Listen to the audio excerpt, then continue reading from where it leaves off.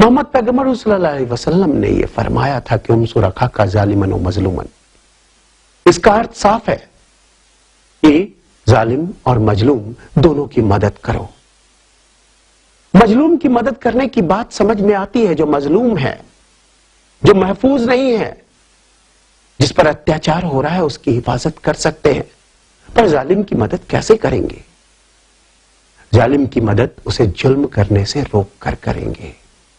जब वो जुल्म करने को निकला है तो उसे अगर हम रोकते हैं, उसको बुराई करने से हम रोकते हैं, ताकत से बोलकर, मन ही मन बुरा समझकर, जब हम ऐसा करते हैं तो बुरा करने वाले व्यक्ति के हाथ बुरा करने से रुक जाते हैं, बुराई की तरफ उसके कदम बढ़ने से रुक जाते हैं। और इस तरह से हम जालिम की भी मदद कर सकते हैं। कभी भूल कर किसी से ना करो ऐसा सलूक जो तुमसे कोई करता तो नागवार होता। तो मैं ये बताना चाहता हूं कि मोहम्मद पैगंबर हुजूर सल्लल्लाहु अलैहि वसल्लम रहमतुल आलमीन है। वो पूरे आलम पर अपने रहमत की बरसात करते हैं और इसलिए उसे कहीं एक विचारधारा से बांध कर रखना नहीं चाहिए। एक संस्कृति से, एक क्षेत्र से, एक भाषा से उन्हें बांधा नहीं जा सकता। जैसे कुरान मजीद किताबुल्लाह हुद्दुल नाश है, जो किसी दिशा में नहीं बन सकती, सारे दिशाओं में उसे फैलना चाहिए। इसीलिए ये बात बतानी जरूरी है कि हमें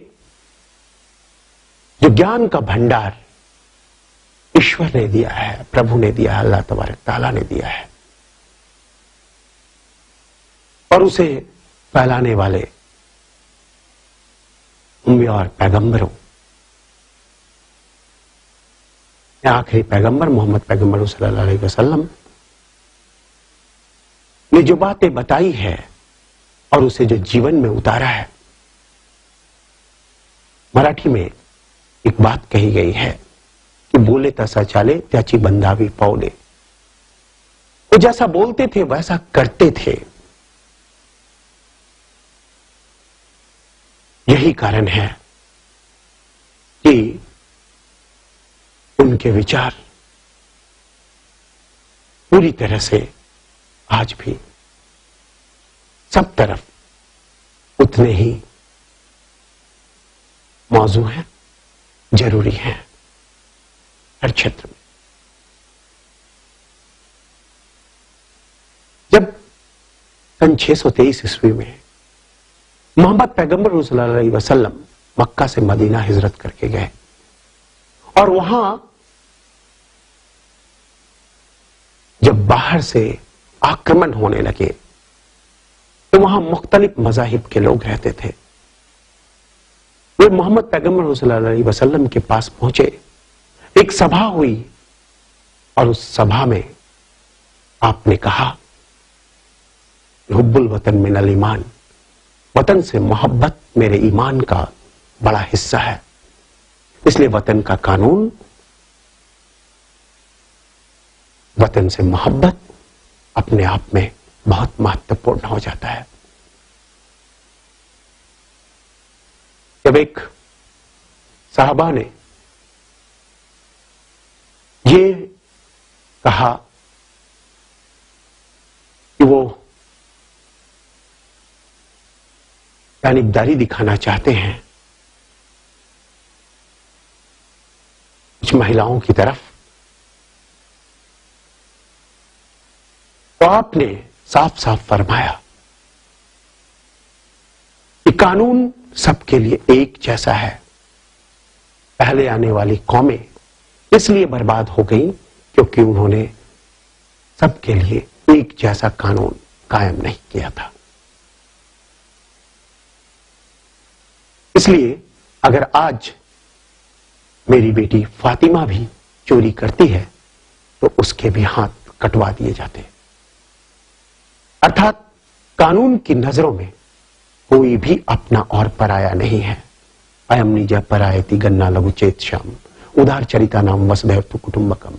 यह अपना है और यह पराया है, ऐसा क्षुद्र हृदय वाले व्यक्ति सोचते हैं। उदार हृदय वाले व्यक्ति तो सारे संसार को अपना कुटुंब, अपना परिवार मानते हैं।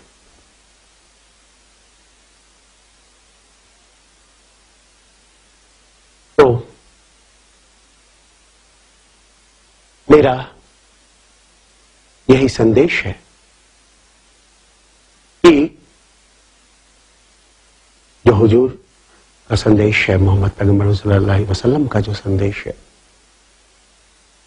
वो पूरी इंसानियत के पास पहुंचना चाहिए।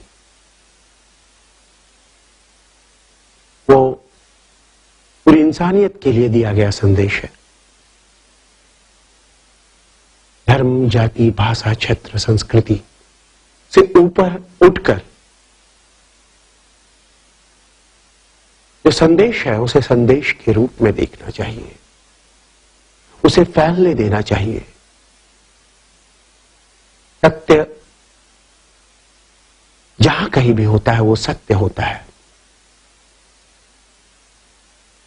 अगर फूल हो तो उसकी खुशबू फैलेगी ही। मोहम्मद पैगंबर सल्लल्लाहु अलैहि वसल्लम ने तो यहां तक फरमाया था कि मुझे हिंदुस्तान से इल्म की खुशबू आती है।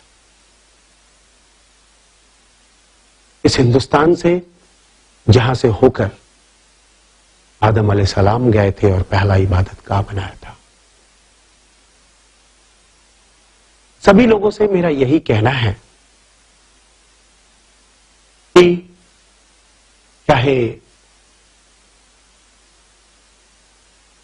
किसी भी धर्म और संस्कृति में हो, ऋग्वेद में हो, वहां भी यही कहा गया है कि अनभद्रो कृत्वा यन्तु विश्वतः, let the noble thoughts come from all side. सभी ओर से अच्छे विचारों को आने दो। और यही विचार